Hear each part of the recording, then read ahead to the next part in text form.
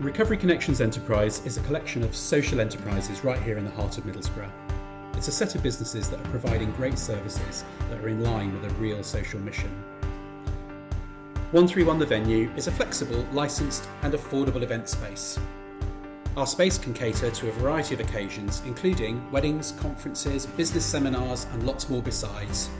But on top of that, it's also a great place for community groups to come and visit. Bloom Florists offers a range of floristry services including bespoke bouquets, seasonal wreaths, gifts, plants and event flowers for weddings, funerals and lots of other occasions besides. Our team of friendly florists will definitely look after you, so why not pop in and say hi. Fork in the Road Cafe serves wholesome, honest and local food in a friendly, cosy environment. You can pop in for a cup of coffee, a slice of cake or a great meal. It's a great place to come and visit. For us, it's about profit and people, so rest assured that the pennies we make go directly into our training and volunteering programme, which makes a real difference in supporting people in Middlesbrough and the wider Tees Valley back into a programme of work.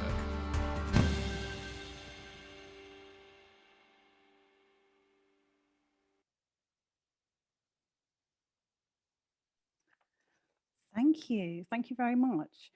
So from Middlesbrough, Recovery Connections, we have Neil and Emily. Hi, unmute yourselves. Morning. Brilliant morning, great to have you here. Morning. I so know that I want to come to Middlesbrough at some point when I can, when lockdown's ended and I can travel. I've prepared some questions. If you've got your own questions for Neil and Emily, put them in the chat and Dawn is going to feed them back to me. So I'll have a moment afterwards where I check my phone and see what's come on there. So Neil and Emily, this is your moment. Will you describe how the social enterprise is linked to the charity and tell us more about the social mission behind it? Yeah, absolutely. So good morning, everybody. It's fantastic to be here. My name's Emily and I'm Marketing and Communications Officer for Recovery Connections Enterprise and also for the Recovery Connections charity. And my colleague Neil, I don't know where he is on your screen, I was going to say next to me, is General Manager for the social enterprise. So that's just a quick introduction from us. And can I just say it's amazing to be part of the history for the CB Patchwork. We love that video so much and we were so glad when Bindie and Kim loved it just as much. So hopefully you guys did too. Just to give you a bit of background really about the charity, we started off as Hope Northeast in 2008, founded by members of the recovery community in Middlesbrough. And then in 2016, we rebranded to Recovery Connections after a stakeholder influence and vote. We are a peer-led substance use recovery charity. We support the community in various ways. We have a community timetable of events. We have a residential rehab in Middlesbrough.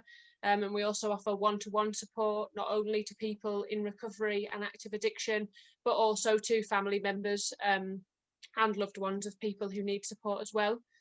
At the moment, we're based in Middlesbrough, so HQ is in Middlesbrough, but we also work within Gateshead and Stockton in partnership with Stockton Recovery Service and Gateshead Recovery Partnership. And we have another few exciting partnerships coming up this year as well, which are a bit hush-hush at the moment, but keep an eye out. We'll obviously be in here to tell you, so that'll be brilliant. In October 2019, we decided we wanted to reach out further into the community, and that's when we set up a collection of social enterprise businesses. So we took over Fork in the Road, which is already established from a different charity that's based on Linthorpe Road, and the event space above there, which is 131 The Venue. Last May, we opened a florist, which is it's a building in its own right, but it's essentially in Fork in the Road, which, as Bindie says, if you ever have a chance to travel up and see us, it'll all make sense. We launched Bloom last year, and then we've also got another cafe, which is on another site to those three businesses, but just across Middlesbrough, down by Cleveland Police HQ, if any of you know Middlesbrough very well. The social mission for us, obviously, with the social enterprise is to support people back into work through work experience, training, volunteering. And as part of that growth, in September last year, we welcomed Neil to the team, who he'll hate that I'll say this, but he's done an absolutely fantastic job in helping us grow in such a short space of time. And he'll be able to tell you a little bit more about that now as I pass over to him. Emily, you're too good. Can I just say that Emily cost me a lot of money to get her to say nice things like that. I don't deserve it. I'm very fortunate that I'm surrounded by a group of people that are incredibly committed to what we do, and I've been welcomed as a relatively new addition to the team with open arms. So yeah, just want to echo as well Emily's comments. Very pleased to be here. We're newbies, we're freshers, I suppose, and obviously looking forward to being a part of it as we move forward. So to all of you that are watching, we really appreciate the opportunity to speak before you, and we're thrilled to think that we were the first to pull a little bit of a video promo together, which if we're both very honest, we were very nervous about. So hopefully it came across in a nice way. We thought if it was short and sweet, it certainly kept my attention spans, which was based on, we thought if everybody else was on the same level, that would be great. But I think it's come across really well, so we're really pleased about that. Just wanted to pick up a little bit about, Emily's obviously touched on the social enterprise, which is very much what I look after. So ostensibly we've got four businesses there, but to give you perhaps a backdrop of the scale, really, the florist, you're looking at probably a 75-seater, sorry, the cafe, you're looking at a 75-seater cafe concept, full commercial kitchen. We inherited what was being run as a sort of a restaurant concept. So we have altered that slightly to a cafe concept, which is much more in tune with our ethos, particularly in terms of recovery. So it's a dry space within which is the florist. So it's quite nice that you, again, when we open, you'll be able to sit and have a nice cup of coffee and a piece of cake and watch the florist at work. And we think that's really positive, which is great. Directly above us, as Emily mentioned, we've got 131 The Venue. So we have, that was a former licensed bar, which was open most days of the week. We have decided to manage that in a different way as an event space, so very specifically targeted at an events audience. I guess from a capacity concept, we'd probably be looking at about 100 up there. So it's a fair size. It could actually take much more than that, but we've decided that it's a sensible figure for us to look after. And what Emily hasn't alluded to is when I first arrived here, we had a terrific number of compliance issues that we'd inherited from the previous tenants, which hadn't been dealt with in terms of fire safety, health and safety, food hygiene, and all the rest of it that goes with it. So it's been a real challenge over the last few months. And I suppose working through a pandemic, that's been difficult. But I suppose the glimmer of light around that is that we've had an opportunity to adjust lots of the problems that we inherited. So, you know, we've certainly made the most of that time. In addition to the site, obviously, we've got our Fork in the Road Stage 1, which is a partnership with the Stages Academy. That's a residential rehabilitation centre for drug and alcohol abuse. So we manage their kitchen service for them and obviously do that in partnership with the residents there as well. Quite a tight team in terms of personnel. There are only a handful of us that are paid administrators, if you like, for want of a better description. And then obviously the biggest mission, as Emily's already alluded to, is to take our, those service users, if you like, that go through a program of rehabilitation and then to bring them into a work experience setting where they can either volunteer, come and get some work experience, and then hopefully either join us on our mission as a paid member of the team, or we can leapfrog them and give them support into work elsewhere in the community. So that's very much how we see it all coming together.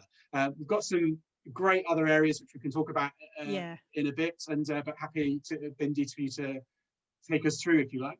Yes, I'd like to hear a little more from you as to how COVID has impacted you, both from the perspective of Recovery Connections and a personal perspective, if you're happy to share that. Sure. Yeah, do you want me to go first now? Yeah. Thank you.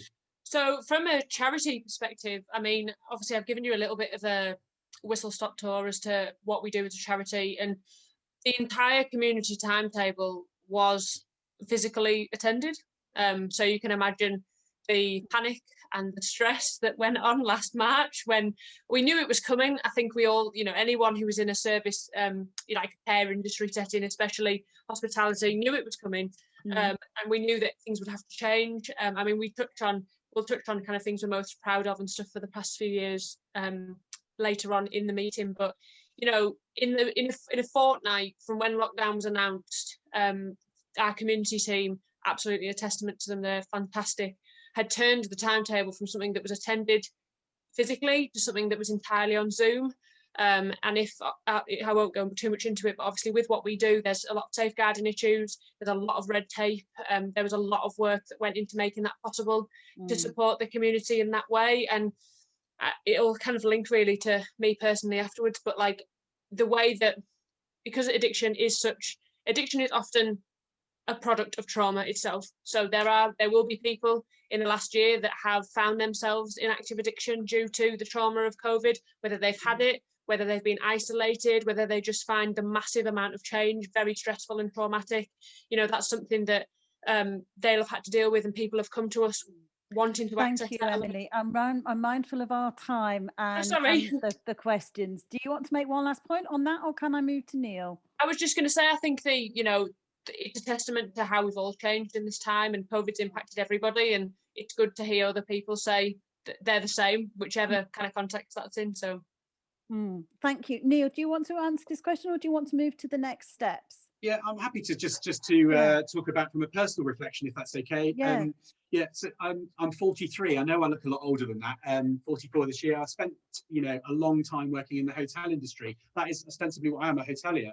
And I'm one of those casualties really that as a consequence of COVID. And I closed a hotel that I was managing on the 20th of March, and probably 6 weeks later I was made redundant because I was a relatively recent addition to the team. So found myself out of work, no income. I just bought a new house, increased my mortgage, had lots of work done in the house because I had a wage that could support that, and all of a sudden had this trauma of not really knowing where I was going with my life. But really having spent a long time trying to find some work within the industry, I branched out to a wider circle and was very fortunate to find in the charitable sector with Recovery Connections that they placed the faith in me to take me on.